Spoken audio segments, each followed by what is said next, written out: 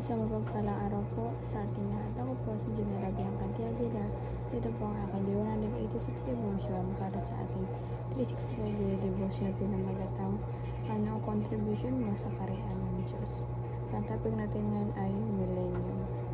Sabi po dito, yung concept ng millennium refers to the prophesied 1,000-year reign of Christ on earth. Sa Revelation chapter 20 verse 1 to 6 are called peace, righteousness, and justice. During this time, Christ rules as king, and his victory over sin and evil becomes clear. It is a season that reflects the fulfillment on God's promises and the unfolding triumph of his kingdom in the world. At ang Bible verse na matatagpuan sa Revelation chapter 20 verses 1 to 6. Ito pwede po talaga pinakalatanda. Parang tutuloy siya yung Bible verse na ito kasi diba nga yung devotion parang 15 minutes lang ni Pastor Russell, kaya hindi niya na diniscuss talaga na binigay lahat ng Bible verse kasi nga sobrang haba na. Pero ito, babasa natin ito. The 1,000 years. And I saw an angel coming down out of heaven, having the key to the abyss and holding in his hand a great chain. He seized the dragon, that ancient serpent, who is the evil, or Satan, and bound him for 1,000 years.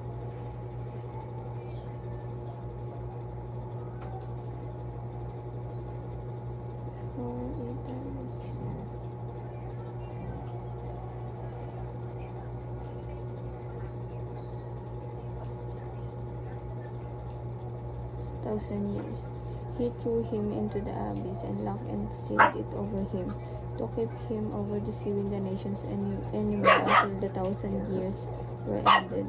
After that, he must be set free for a short time. I saw thrones on which were seated those who had been given authority to judge. Tagalog po ang 1,000 taon. Sabi ko dito, pagkatapos ito ay nakita ko ang isang anghel bumababa sa langit, hawak ang isang malaking kadena at ang susi ng napakailalim na hukay.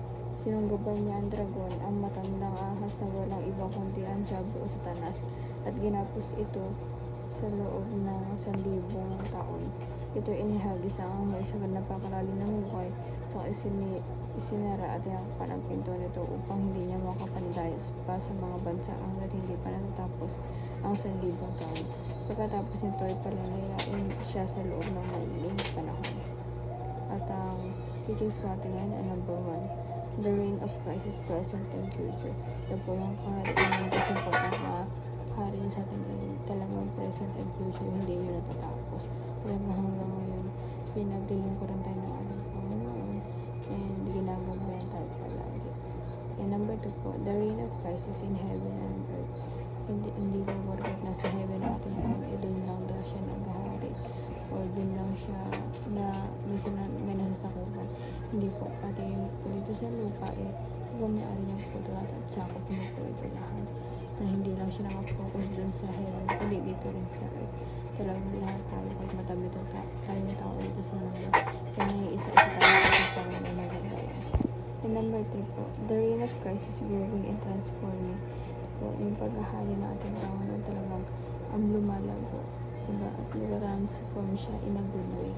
Talagang bawat kasi diba may natutunan tayo, may natutuklasan tayo, kaya nag-transform siya.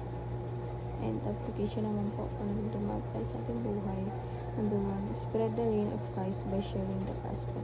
Diba? Para po ma-spread natin ang kaharian ng Panginoon, dapat i-share tayo ng gospel sa ibang tao upang mas maging way tayo, upang mas makilala pa nila ang ating Panginoon. And number 2 po, submit all aspects of life under Christ's reign. Ito po, lahat ng natin sa buhay talagang isubmit natin sa ating Panginoon. Diba? Kahit kasiyahan pa yan, kahit successful pa yan, kailangan susurrender natin ito sa ating Panginoon. Sinasabi natin yun sa Kanya. Hindi lang yung pag may problema lang tayo na hingi ng tulong sa Kanya.